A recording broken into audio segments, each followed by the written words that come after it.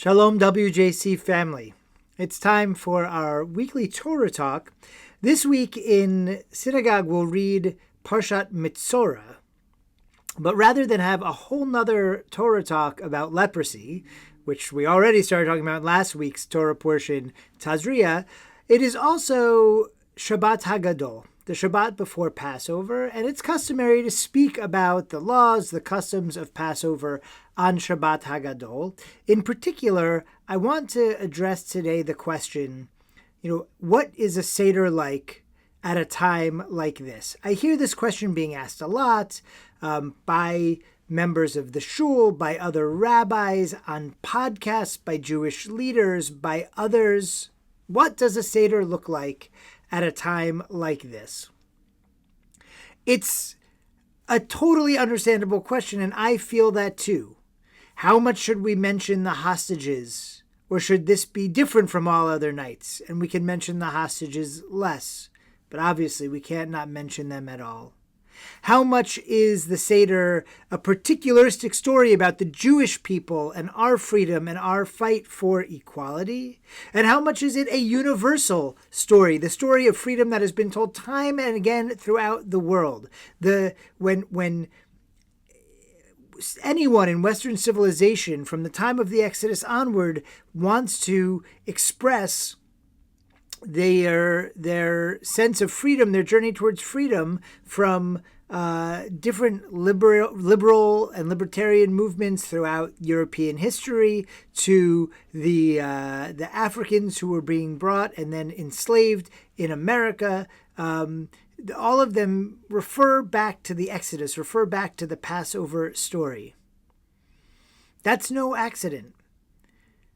So it's a very particularistic story. It's a story of the Jews, of Moses leading the Jewish people out of Egypt. And it's also everyone's story. How much in the Seder should we tell the Jewish story? How much everyone's story? How much do we talk about the suffering of the Jewish people in Israel and the victimization of the Jewish people in America today? How much do we mention suffering Palestinians in Gaza, or Ukrainians in Ukraine, or all the other places where people are hungry, are oppressed?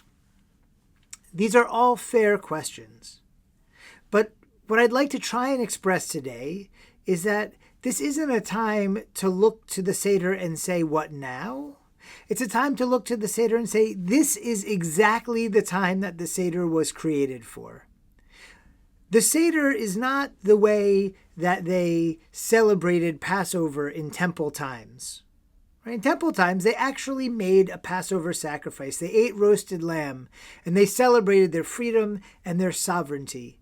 But the Seder, as we celebrate it, it's after the exile, created originally by the rabbis of the Mishnah in a land of Israel occupied by the Romans, and later by exiles in Babylonia and other places through the diaspora. It grew in Europe and until we finally have the document that we have today.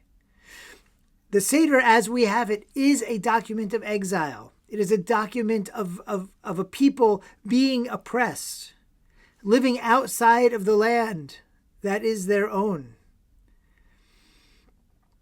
And so in this moment, when we feel that victimhood, while we remember the hostages, while we remember October 7th,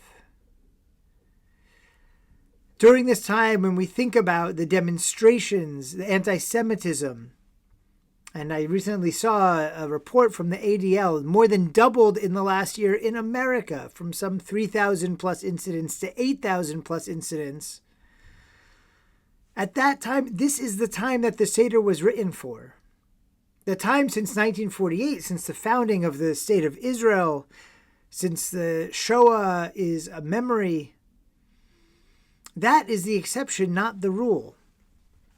And so I want to encourage us to embrace the ritual of the Seder, to try and understand why rabbis who had themselves experienced the greatest tragedy up until that point in Jewish history, the destruction of the temple, the placing in exile of the people, that they came up with this ceremony.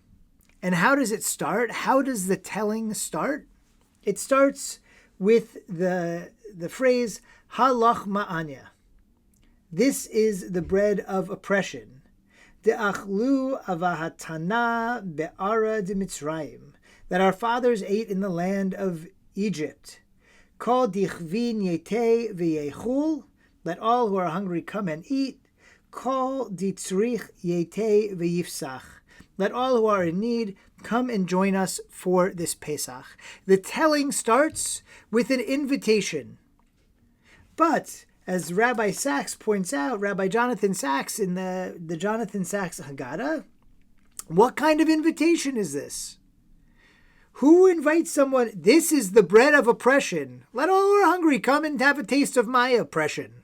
Seems like an odd invitation, an odd way to invite people.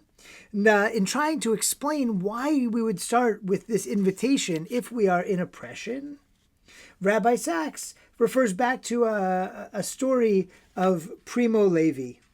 When the camps, Primo Levi writes in one of his novels, as the camps were being cleared out,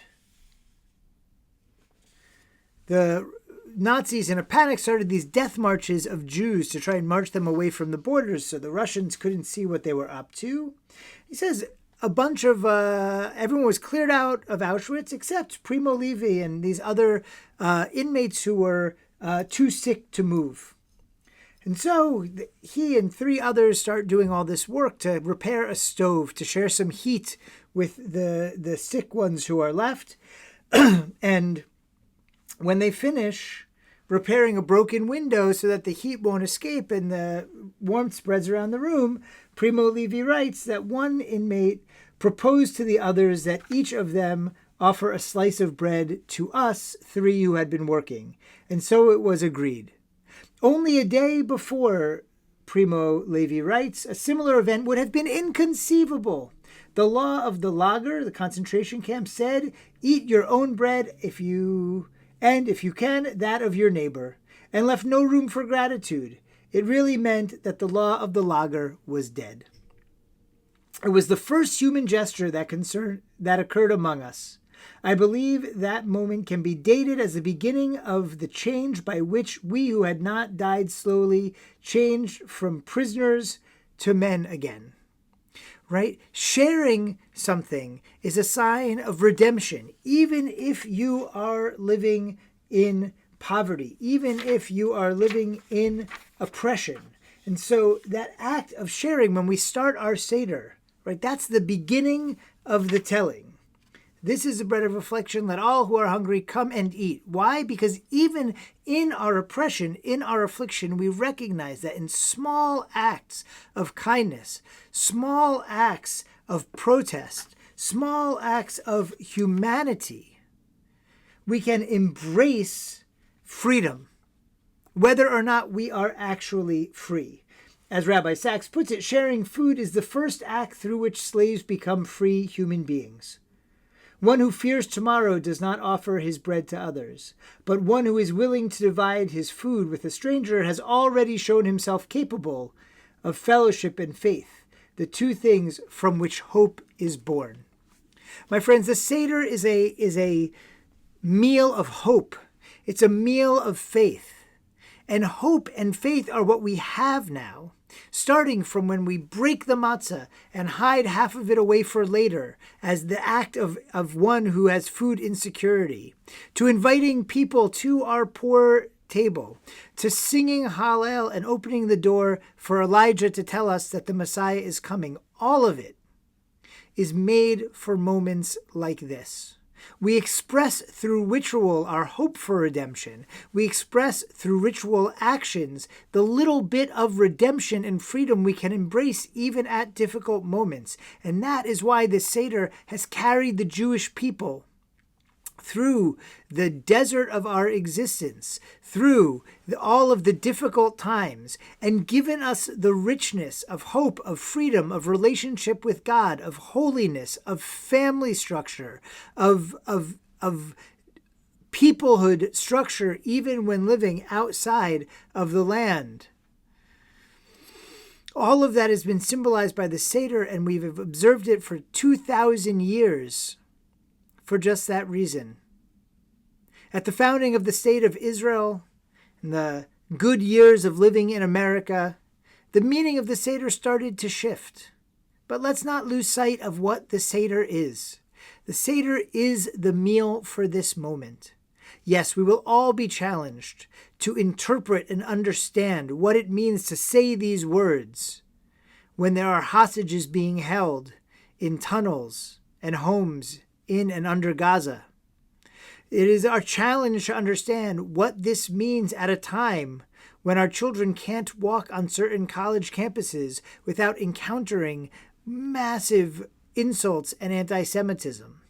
Can't learn without feeling uncomfortable. But that is exactly the kind of interpretation and contextualization this convoluted telling of the story is all about. And so I wish you a Pesach of meaning. I wish you a Pesach of hope. I wish all of our people a Pesach of redemption and freedom, and such that it should spread from our people throughout the world, doing the tikkun olam for which we were created, making apparent the holiness of God for which we were created, and ultimately that redemption we'll talk about, that pure ultimate redemption we'll talk about as we open the door for Elijah, as we think of the Messiah, that ultimately should come speedily in our days.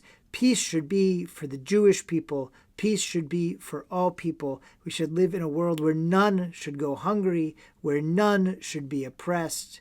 Ultimately, let that world come speedily in our days. And in that sense, may we have a happy and a satisfied and a redemptive Passover. Chag Sameach.